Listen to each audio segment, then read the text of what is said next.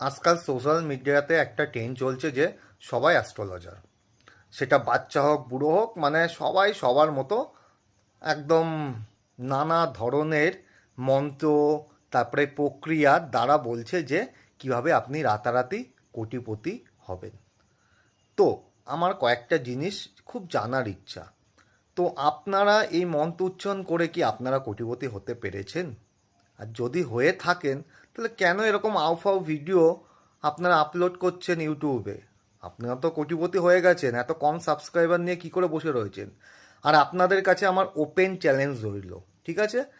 কিছু গরিব মানুষ আছে, 10 জনকে নিয়ে নিন, প্রত্যেককে আপনারা ওই মন্ত্র আওড়াতে বলুন এবং প্রক্রিয়া অবলম্বন করতে বলুন।